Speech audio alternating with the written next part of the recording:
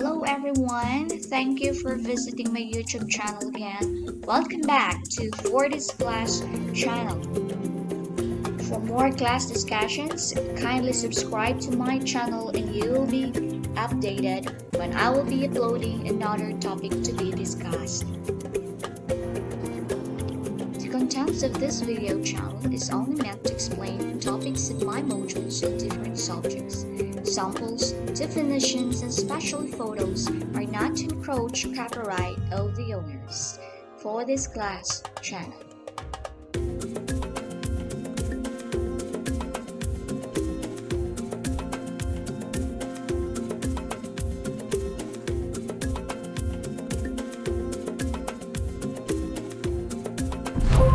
So hello everyone, thank you very much for watching my videos, and for today I am going to discuss with you about the state. So the topic is about the state itself. So what is the state? A state basically refers to a community of persons that is more or less numerous, permanently occupying a definite portion of territory and has independence from external control and has a government to which this number of people render their obedience, because it is in this government that the will of the state or the will of the people themselves are being formulated or crafted, they are being implemented and executed.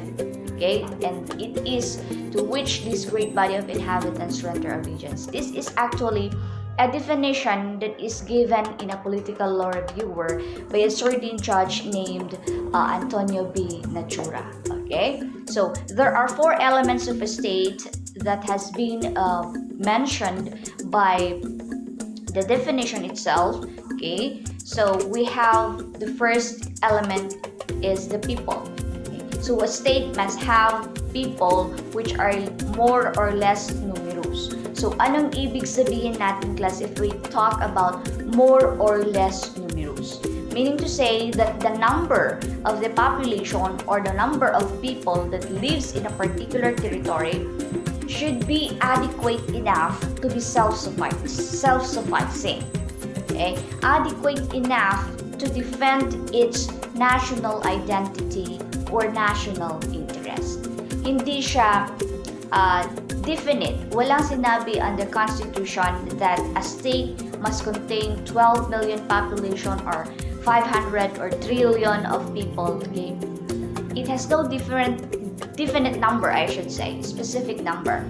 However, ang nilagay lang doon sa definition is that there must be more or less numerous number of people. So, kung ano yung more or less numerous, meaning to say, ito yung number or total number of population which are adequate enough to self-suffice, meaning to say that they can provide for themselves and that they were able to support or defend the interest of the whole society.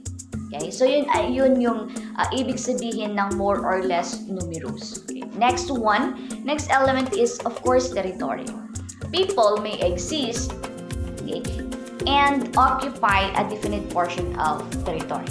Hindi naman ang mga tao, hindi naman pwedeng nakalutang lang tayo. So there must be a definite portion of territory, and this territory may speaks or talks about land, okay, or the terrestrial domain, or the aerial domain, the fluvial domain. Meaning to say, we are talking about the three areas of territory, which is land, air, and water.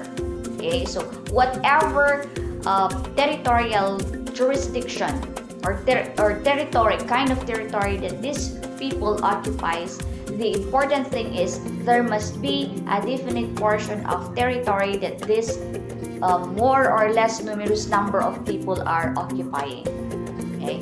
Wala ring nakalagay doon as to specificity na kailangan 12 million square meters. Okay? Ang definite portion of territory. Walang ganon. Okay? What does it says only in the Constitution is that a state must have a definite portion of territory to which these people that are more or less numerous shall occupy. Okay? So third is the government, as I have mentioned in the definition a while ago. Government is an agency of the state, okay, to which the great inhabitants, okay, must have to render their obedience. Ito yung kailangang sundin ng mga tao sa isang bansa. At dito rin sa gobyernong ito, nabubuo or ginagawa, okay, expressed and formulated ang will of the people. Kung ano ang kagustuhan ng mga tao sa isang bansa ay pinapalabas or pinapatupad ng tinatawag nating gobyerno. Okay? So, it is an agency that runs actually the state. Without the government, the state cannot also, stand. Okay. Next one, guys, is the sovereignty. So, if we talk about sovereignty, this is simply an independence from external control. Meaning to say that a state exists on its own independence and it has freedom. Well, of course, the Philippines is a democratic country. We have democracy so that people freely exercise their political and civil rights. So what you must remember is that a state cannot exist without one of the four elements. So a state cannot stand without its people. Okay? Next one, a state cannot stand without a government. Specifically, if it's without territory. So how can you determine or how can you say na isa itong bansa kung wala naman siyang teritoryo? Okay? And a state cannot exist without independence. So if it is under the control of another powerful state, then you cannot call that particular as a state.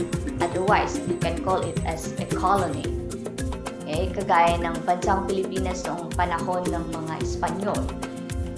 When the Spaniards colonized the Philippines, we are under the colony of Spain. So, the Philippines itself cannot stand as a single nation during the time. Okay? Para tayong isang probinsya lang ng Espanya noong panahon na iyon. Okay? Now, the government, the element of a state which is the government, has an important function. It performs actually constituent, proprietary, or ministerial functions. It becomes the representative of the will of the people, okay? And it acts as the guardian or the rights of the people who may be suffering from disadvantages or disability or misfortune. And this is actually the principle already of what we call the doctrine of parens, patriae. Okay? Meaning to say that the government stands as the guardian of the people. Okay? So sila yung guardia ng mga, anong ginagwardya nila? It's the protection of the people and of course the exercise of the political and civil rights of the people. Okay? So the doctrines of parens patriae is a Latin term which literally means parent of the people. So the government stands as our parent. Okay? So parents, you already know what's the role of your parents to you as their child. Okay? They are protecting you. They are providing your needs in the same way that our government is tasked to protect our rights, to safeguard our interests, and to provide services that is necessary for us to subsist or to exist in this state. Okay? Now, under this doctrine class, Filipinos becomes the children of the Philippine state, and as such, we are expected to render our utmost obedience.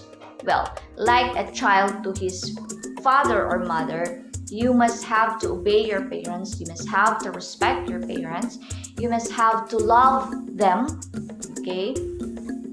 And this all boils down to what we call actually as a loyalty and loving behavior, which if you are going to compare it, it boils down to what we call nationalism and patriotism. patriotism.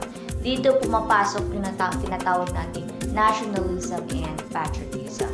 Because if we are considered as the children of the state, and the state or the government is our parent who safeguards or protects our rights, then we, the children of this particular state, must have to render our love, obedience, and loyalty, or must have the nationalistic and patriotic character or spirit towards the government itself. Okay? Now, in order to protect our parent, we should therefore know the scope of the territory of the Philippines. Paano natin malalaman kung paano natin dedepensahan or proprotektahan ang interes ng ating bansa kung hindi naman natin alam kung hanggang saan ang sakop nito. So let's go with the national territory of the Philippines. So Article 1 of the Philippine Constitution describes national territory of the Philippines as comprised by the Philippine archipelago. The Philippine archipelago and all the islands that are embraced therein, and all other territories for which or to which the Philippines has or exercises sovereignty, that is consisting its terrestrial, fluvial, and maritime domains, including the Territorial Sea, the seabed, the subsoil, the insular shelves, and the submarine areas. Okay? The waters around and between the islands or connecting the islands forms part of the Philippine archipelago. This is regardless of their breadth and dimensions. Okay?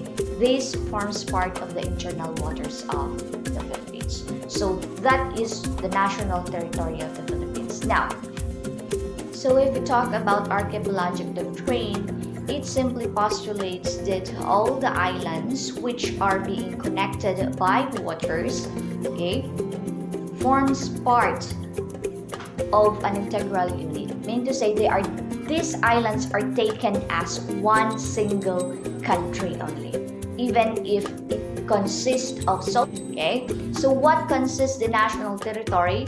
First is the Philippine archipelago. Second is the internal waters. So what do you call are the internal waters, or which waters are defined as internal waters that is comprising the Philippine archipelago? These waters talks about the waters that are found around the Philippine territory or the islands belonging to the Philippines, and those waters that connects one island to another island of the archipelago. Those are what we call internal waters. Okay. Another one are those territory which are being controlled and under the sovereignty of the Philippines. Meaning to say, these are the places or these are parts of the territory wherein the Philippines has the freedom or independence to demand obedience from its inhabitants without any control or force from other nations. Okay, now, aside from that class, national territory of the Philippines also consists of its terrestrial, fluvial, and aerial domains. Okay, so meron tayong teritoryo sa lupa, sa tubig, at saka sa himpapawid. Okay, or aerial space or space. Okay, so kung gaano kalawak ang land area of the Philippines, that is also how wide is the fluvial and aerial jurisdiction or territorial jurisdiction of the Philippines. Like for example, may bahay ka, yung lupain kung saan mo itinayo yung bahay mo ay pagmamay-ari mo or your territory.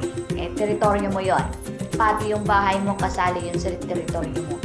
Kung ano man ang space na sinakop ng land area ng property mo, yung space above that land is also part of your territorial jurisdiction. Okay? What is beneath the land is water, correct? Pag hinalukay mo yung lupa, ang next noon is bato and then tubig. Okay? So the waters below or underneath your land territory is also part of your property. Okay? Ganon din kalawak yung pagmamay-ari mo or territory mo in terms of the water underneath your land territory. Ganon din sa tinatawag nating national territory of the Philippine archipelago, okay, or the Philippine state. Now, how do we determine, okay, the points of our archipelago that composes the national territory of the Philippines? Now, we use what we call as the straight baseline. Dito nagkakatalo or nagkakaroon ng problema ang bansang China at saka Pilipinas because Philippines uses the straight baseline to determine or to draw its Philippine jurisdiction or territorial jurisdiction, while the China uses what we call the 9-dash line, okay, kind of measurement to measure their territorial jurisdiction in such a way that if they uses the 9-dash line kind of measurement, they encroach into the Scarborough Shoal, which is when the Philippines also uses what we call the straight baseline. Okay? Scarborough Shoal is found within the territory of the Philippines. That is why even if we already or the Philippines already brought out, okay, to the International Circuit Trial Court, okay, or the International Court, they had already appealed the case to the ICC, okay, or the International Court. The decision of the International Court was not being recognized by the state of or Republic of China. Why? Because they claim that their measurement is 9-dash line and not straight baseline, which is if they use that, they or this Scarborough Shoal also seems to be part of their territorial jurisdiction. Okay, so what is a straight baseline? There was an example that was given in the uploaded reading material. I hope you had seen that. So the straight baseline is an imaginary line that connects the outermost points or the points of the outermost islands that forms part of the Philippine territory. Okay, so magdodrawing ka lang ng straight. Okay, you connect the outermost islands of the Philippines. Yung mga teritoryo na pinakamalalayo kung saan mayroong kapangyarihan or control ang bansang Pilipinas, okay, you draw a straight line from one point to another point, and that will give you the what we call a picture of the territorial jurisdiction of the Philippines. Okay, so what about what we call as the Territorial Sea? Actually, class, Territorial Sea is a part of the water, inland water or internal waters of the Philippines, which extends 12 nautical miles from the baseline. The baseline is usually what we call as the low water mark.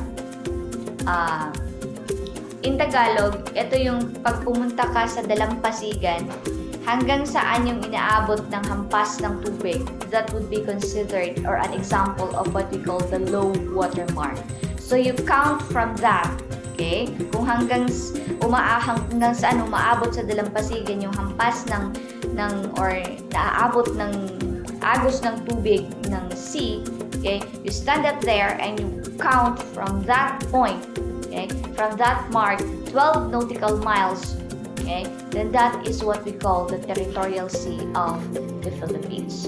This is according to the 1982 United Nations Convention, or what we call the UNESCO, okay, or the United Nations Convention on the Law of the Sea, which is also UNCLOS. Okay, The Philippines, on the basis of its historic title, okay, claims that the territorial sea extends to the limits set forth in the colonial treaties. So kung ano yung nakalagay doon sa mga agreement between the Philippines and other countries during the time, specifically this Spanish government, okay, Philippines claims right or title over those territories. But actually, Territorial Sea is 12 nautical miles from the low water mark. And we have to extend our territorial jurisdiction from that 12 nautical miles. You extend again what we call to the 200 nautical miles from the low water mark, so that you will be able to arrive at what we call the exclusive economic zone of the Philippines, that is being written on the 1982 United Nations Convention on the Law of the Sea. Okay, so that is the EEZ, but the territorial jurisdiction of the Philippines in terms of water does not only extend up to 200 nautical miles, because actually we also have what we call as the contiguous zone. So contiguous zone refers to the water, the sea bottom, and the subterranean measured 24 nautical miles seaward from the baseline. So from the low water mark, you count 12 nautical miles, that is territorial sea. You extend up to 24 nautical miles, that is our contiguous zone. And you extend again up to 200 nautical miles, then that is what we call as the exclusive economic zone of the Philippines, which the Philippines has the right to explore and use marine resources that are being found in that particular area. Kaya naman problema ngayon ang mga coastal guards ng Philippines because of the yung tawag natin dito, mga Chinese ships that are already around the Scarborough Shoal, kung saan they drive away our fishermen. Well, in fact, the Philippines is claiming, okay, we had the claim of title on that particular island or that particular territory. Okay, so well, we could not fight for a bloody war just to claim that. That is why we had the effort, or the government of the Philippines has the effort to at least appeal the case on the international court for a diplomatic protest, okay, on the what we call this improvements or development that the Chinese government is doing in that particular territory. So let's proceed with Article 2, which is one also of the laws that is relative to what we call nationalism and patriotism. And this Article 2 of the Constitution refers to the declaration of the state principles and state policies. Okay, so Section 1 actually states that sovereignty resides in the people and that all government authorities emanate from them. So this actually speaks of the supremacy of the civilian, okay, civilian authority, that the government has to comply, okay, to the will of the people, because the authority of the government comes from the people themselves. Why? Basically because we elect our representatives who crafted, okay, or who are charged or tasked to make laws and implement them. Okay? So we authorize these representatives to make laws, and when they implement it to us, they must have to recognize that their authority in making that law or implementing that law comes from us, the people. Okay. Now, Section 2, this is very important section of Declaration of Principles of the State, because it says that the Philippines renounces war as an instrument of national policy. Okay?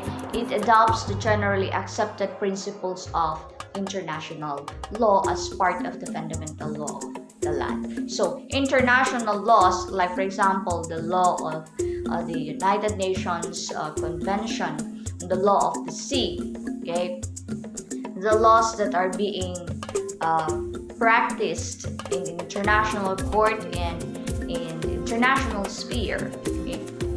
These are adopted as part of our fundamental law, the Constitution of the Philippines, for as long as they are not contrary to our municipal laws. Meaning to say, kung yung mga batas naman ng ibang bansa na yon, okay, especially those are being implemented or exercised or issued by the national or the United Nations, wherein the Philippines is an alliance or an ally or a member, okay, forms part of the fundamental law of the Philippines for as long as these international laws do not go against our municipal law.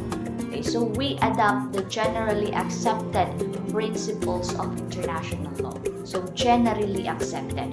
Kung yung batas na yan ng international law na yan are being practiced by almost all the members of the United Nations, then that forms part of our fundamental law of the land. Okay? So, in section 2, it is very clear that the Philippines doesn't like war. Okay? But I wanted to give you a warning that the war that the Philippines renounces in section 2 is not defensive war. Okay? The state only renounces, okay, offensive war. Meaning to say na hindi ni-encourage ng bansang Pilipinas na manguna tayo sa pakikipaglaban sa ibang bansa. But it is a different thing if you say defensive war. Okay? If other countries is going to set a missile bomb, okay, to the Philippines, of course, we are charged. We are compelled to defend our nation, and that is already engaging into war. Okay, so what the Philippines renounces in section 2 is clearly, class, the offensive war and not defensive war. If the war that you are talking about is in order for us to defend the country, then it's okay. It doesn't pronounce. But if the war is that it is an offensive, or the Philippines is the one that provokes the war, then that kind of war is being renounced by the Philippines or is being discouraged by the Philippine government. Okay? Now, section 3 talks about the supremacy again of civilian authority over the authority of the military. Okay? It says there the civilian authority is at all times supreme over the military, because the armed forces of the Philippines is the protector of the people and the state, and its goal is to secure the sovereignty of the state and the integrity of the national territory. Okay? So, anong sinasabi nito? Since civilian authority is supreme over the military, okay, so nangingibabaw yung civilian authority, yung authority ng mga civilian na katulad natin over our law enforcement or law enforcers, I should say, such as the armed forces of the Philippines. Now, the goal of the armed forces is to secure the sovereignty, to protect the national territory, to maintain the integrity of the national territory. That is the work of the armed forces or the law enforcers. Now, if we, the civilian, are more authoritative, okay, or that our authority is supreme over the military, then it is demanded that we, the civilian, should more protect our own territory, that we should help the armed forces in fighting, okay, for the integrity of our national territory. And doing that, class, is what we call patriotism and nationalism. Okay? So, pumapasok pa rin ang ating topic, which is nationalism and patriotism. Okay? In section 4, okay, the prime duty of the government is being stated here. Okay, so what is the prime duty or what is the role of the government? It is to serve and protect the people. Okay? The government may call upon us to defend the state. O kailan tinatawag ng gobyerno ang mga civilian to defend the state? Okay?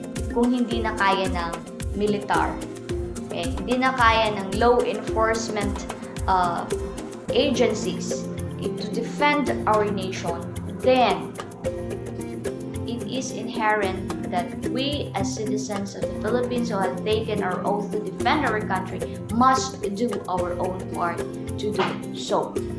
Okay? Pinamis mo na yan sa take oath of allegiance mo. So, you must have to defend the nation. You must have to show your patriotism or your nationalism. Okay? So, the government may call upon the people. Kaya noon, class, meron tayong tinatawag na, nung hindi pa siya na-abolish, we have what we call the ROTC, okay, and the CAT. Sa high school, CAT, okay, and ROTC during the college, okay, noon. Okay. Why? Because of this fact. Because of Section 4.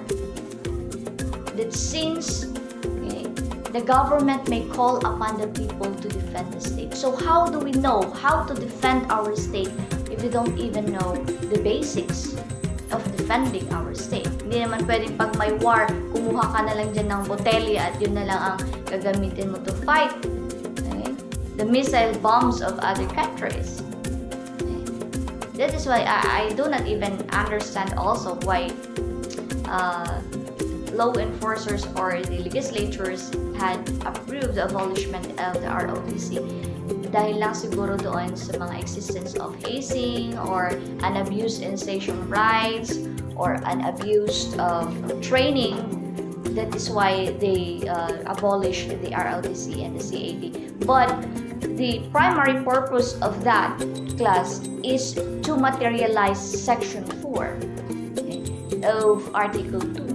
And that is when the government is to call the attention or call the people to defend the state, then at least we should have known the basics through ROTC and CAT.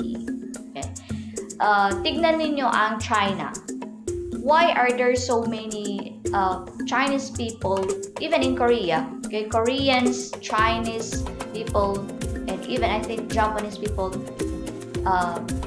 naka-include yan under curriculum, yung tinatawag nating martial arts, okay, the art of self-defense, nandyan yan sa kanila. So, bata pa lang sila, marunong na silang mag-kung fu or kung ano-ano dyan, okay, mag-karate or what else, tai chi, okay. Why?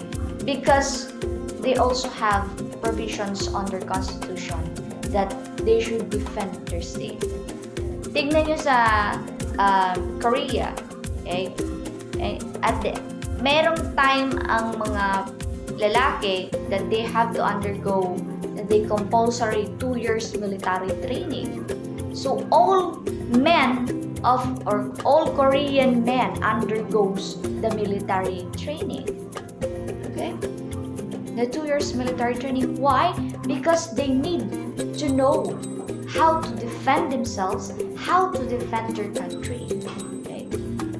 Sa bansang Pilipinas, I do not know what is the kind of mentality sometimes. Okay, maybe it is on our culture or because of the.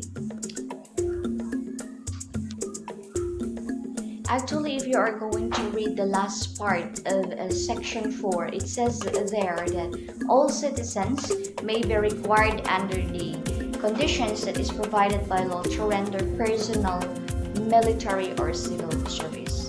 Ito yung sinasabi ko about sa ROTC at sa CAT dati. So, that is also the reason why Korean government let their men to be trained for 2 years military service. Okay? So, sa bansang Pilipinas lang yata ang walang ganito na we are mandatory. Okay? Kasi medyo hindi accepted sa atin, especially when there are hazings na tinatawag, yung mga abused military trainings or initiation rights na tinatawag natin.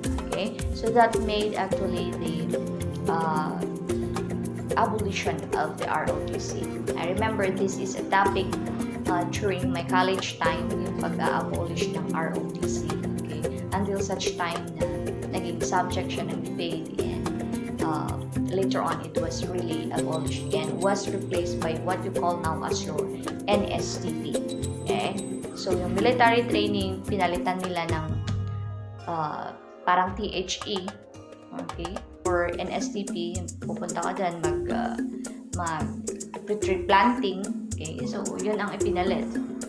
Well, that is the outbreak and implementation of the government. It's the decision of the government, so we cannot do anything. Okay. Now, in section 5 class, it says there the maintenance of peace and order, the protection of life, liberty and property, and the promotion of general welfare are essential for the enjoyment by all of the people of the blessings of democracy. So, what are the blessings of democracy? I have already mentioned that is peace and order, okay, liberty, and general welfare. Okay? So, now what is being protected in section 5 is 3 parts, what we call life, liberty, and property. So meaning to say that government has the responsibility to take care or to protect one's or an individual's life. Okay, kaya meron tayong mga, like for example, ano ba ang implementations of the government to protect our life, or measurements that they adopted to protect our life. Like for example, curfew hours, that is for our protection. Okay, curfew hours. Liberty, how do they protect our liberty? Okay, by prohibiting people, okay, coming to the country. Okay. Now let's go to section 6 of Article 2 of our Constitution, and that is the separation of church and the state. It says there that separation of the church and the state should be inviolable. Inviolable meaning to say that such separation cannot be violated. Okay, inviolable. Meaning to say that these two are two different things, okay, having two different kinds of focus, so they should be separated totally from each other. The church should remain non-partisan and must not interfere to the affairs of the state, otherwise it shall degrade its religious character. In the same way that the state should not encroach into the affairs of the church. That is why, if you notice, the state does not mandate a single religion or a religious faith, a single religious faith that the Philippines should adhere into. So there is a freedom, okay, among the Filipino people to choose their religion. That is a freedom which is a manifestation of the separation of the church and the state, that the state recognizes, okay, the separation of the church from the state. Now, that is why there are always, or sometimes there are controversies with respect to some sect or religious sect that have their ideas or thoughts against political figures or political situations or events or decisions given by the government. Okay? And sometimes when they air their grievances, they are being singled out because of the fact that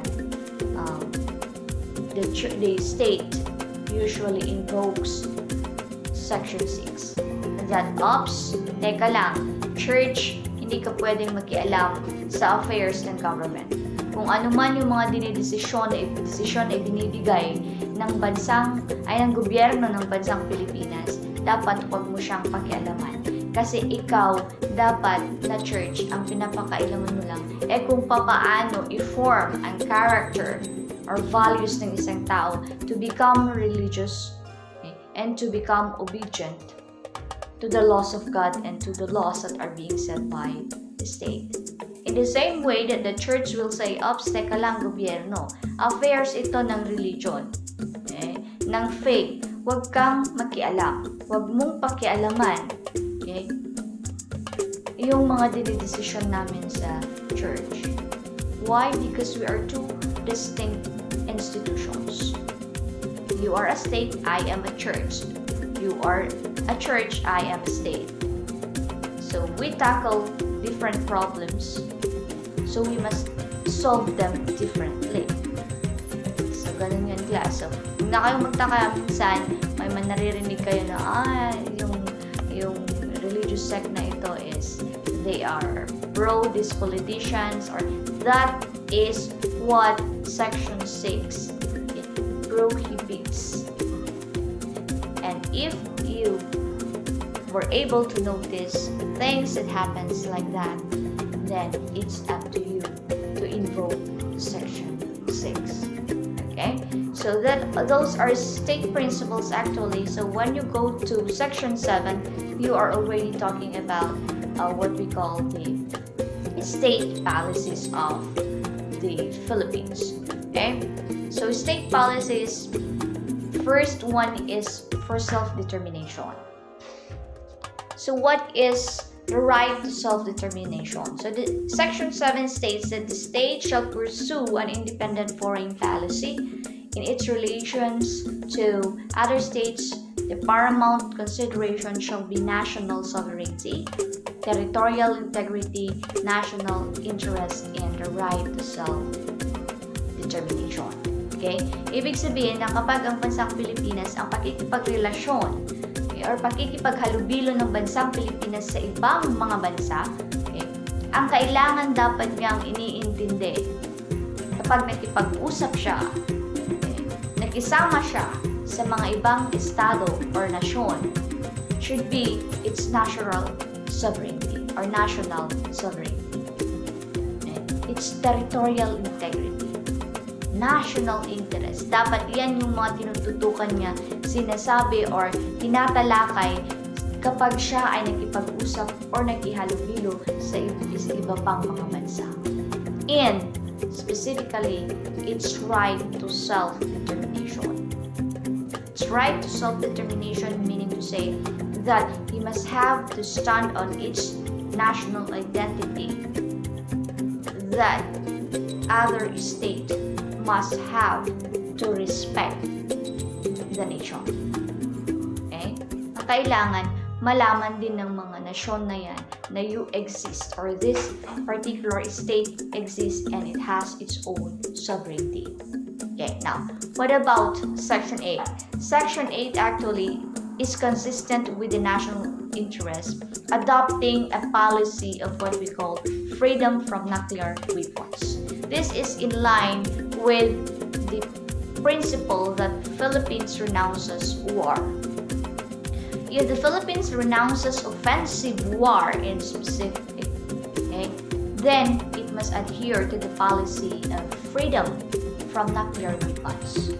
Bakit ka magkakaroon ng nuclear weapon kung ayaw mo naman sa tinatawag nating labanan? We already said that the Philippines doesn't want war, doesn't want to provoke war. So kung ayaw mo ng war, bakit ka magkakaroon or maglalagay dito ng nuclear weapon? Why do you need to develop nuclear weapons if you don't like war? Okay?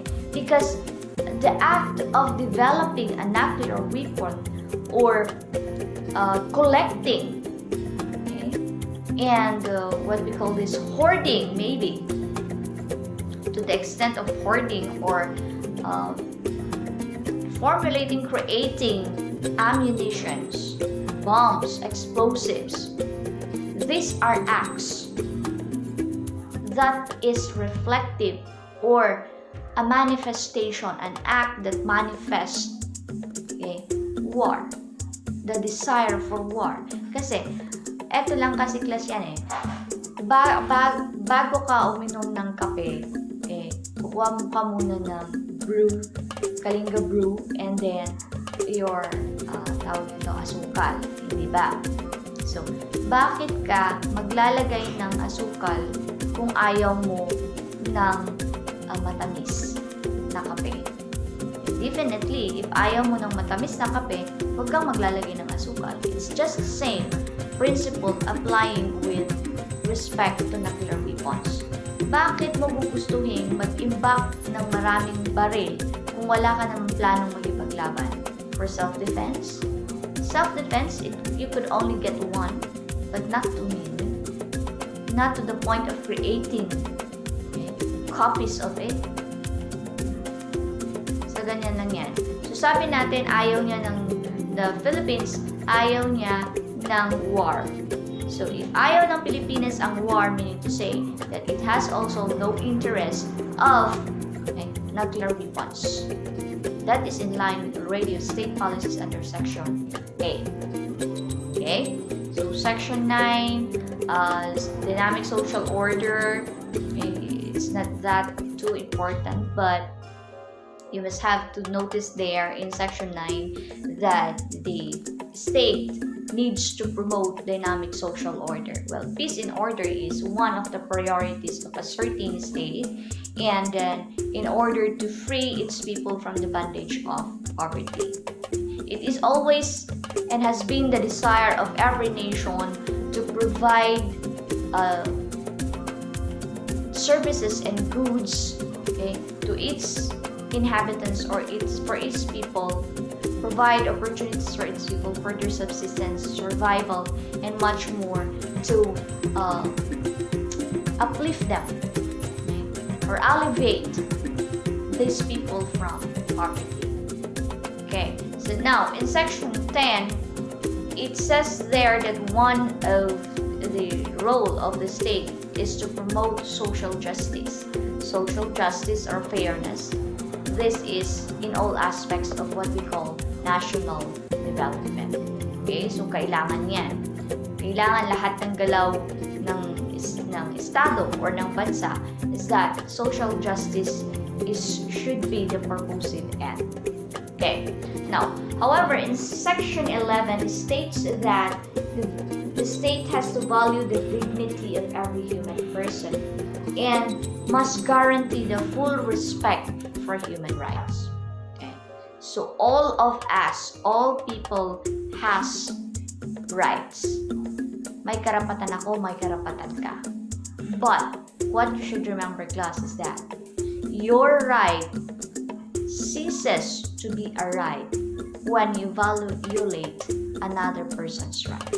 Yung ibig ko sabihin, limbawa ako, may karapatan akong kumanta. Ikaw, may karapatan kang matulog ng silent or walang maingay. Or mapayapa, matulog ng mapayapa. Karapatang kumanta. Kumanta ako, napakalakas-lakas. Masasabi mo ba na tumigil ka kasi wala kang karapatang kumanta this oras na ng gabi? Well, I could say na karapatan kong kumanta. Kumanta ka rin kung gusto mo. Diba? Usually, ganun yung reason natin. But my right in doing that, class, it stops to be a right. The time that I violated his right or my neighbor's right to sleep silently. Nung kumanta ako ng malakas na violate ko yung karapatan niya na matulog ng mapayapa at maayos. Naistorbo ko siya, in short. Okay? So, yung karapatan kong kumanta ay tumigil the time that I disturbed him or her. Okay? So, ang karapatan may hangganan. Katulad din lang yan, class, yung kaso ng mag-asawa. Nag-away silang mag-asawa. So, till such time na yung kapitbahay, kasi naingayan, pumunta doon, pinapatigil yung mag-asawa. Okay? So, anong sabi ng lalaki? Wala kang karapatan, away mag-asawa to. Okay? So, anong sagot ng kapitbahay? Kung mag-away kayong mag-asawa, pupunta kayo doon sa bundok para wala kang istorbo. Kasi inaalisan niyo ako ng karapatan na tumigil sa bahay ko at manahimik ng tahimik at manood ng tahimik. Because it's just the hour. So their right already violates another right. During the time, that right that they have stops. So you must have to remember that, class. Okay. Now, human rights refers to absolute basic rights that are inherent to all human beings. This is regardless of our gender, culture, belief, and language. So wala naman yung tinitignan class na race or location. Okay? Because for as long as you are a human, then you have what you call your rights. So these are inherent to us. Karapatan mong huminga kasi tao ka. Kasi kung hindi ka hihinga, mamamatay ka. Okay? So pag umutot siya sa tabi mo nang walang paalam, okay, pwede mo siyang kasuhin. Kasi yung karapatan niyang umutot, misplaced. Nag-stop na nung time na nalanghap mo yung baho ng utot niya. Okay? Because you have the right to breathe clean air. Okay? So that's the time that the right stops. Right ceases to be a right when you violate another's right. Okay? So section 12 is also important, class, because it is where the state recognizes the sanctity or the value of what we call a family life. Okay? So it also protects and strengthens the family as a basic autonomous social institution. So ito yung pinakamaliit or basic institution, smallest unit of society, and it shall also protect the life of the mother and the unborn from the moment of conception. Class, remember this, specifically sa mga babae. Okay? The state has the right to protect the life of the mother and the unborn. Yung hindi pa pinapanganak. Kailan nagsisimula yung pag-recognize or protection na yon? From the time na ikaw ay nagdalang tao. Okay? From the moment of conception until birth, okay, until it exists in the world, the state recognizes and protects that particular right. Okay? So, that is why kung may mga cases na yung bata iniwan lang, tapos na-apprehend yung nanay, yung kaso niya is magiging people of the Philippines versus the person.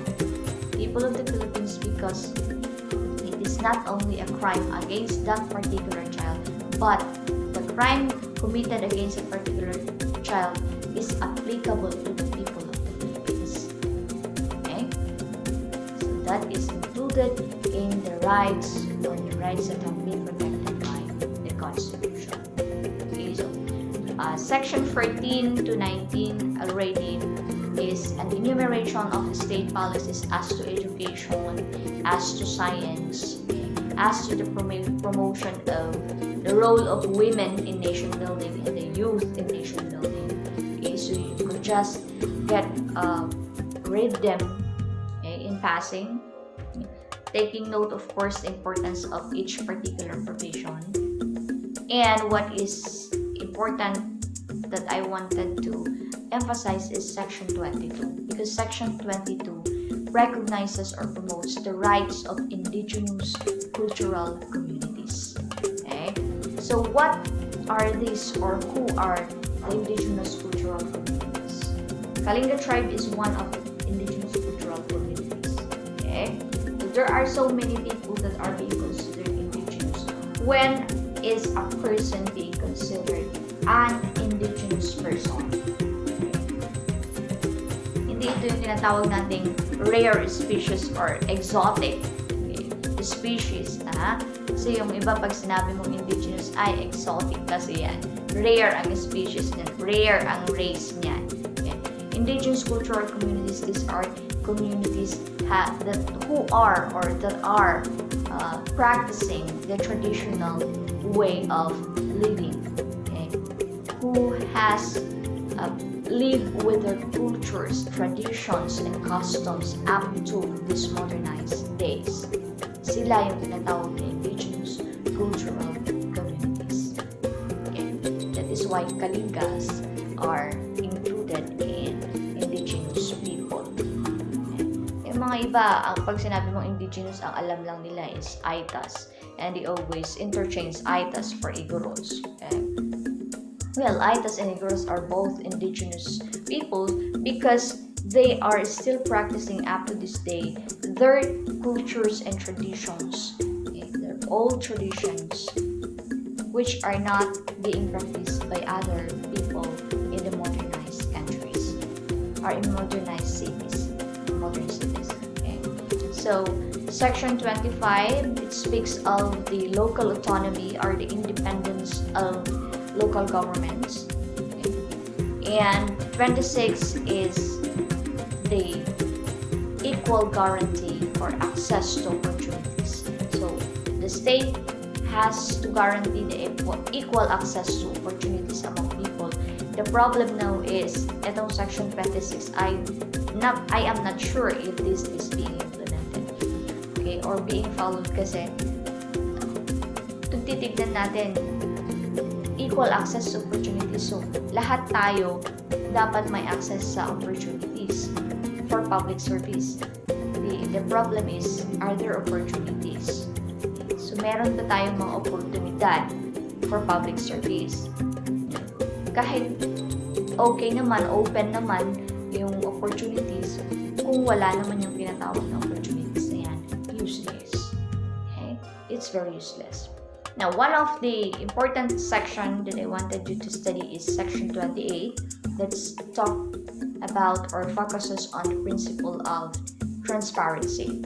Okay, so it is subject to reasonable conditions prescribed by law. The state adopts and implements a policy of full public disclosure of all its transactions involving public interest. This is supposedly to protect, okay, the interest of the people against bribery, against corruption. However, this principle of transparency is being abused most of the time. Okay, so I want you to continue reading that particular part. So thank you very much for watching, and I hope that you will be able to subscribe on my channel so that you will be able to have a copy of the latest videos that I upload.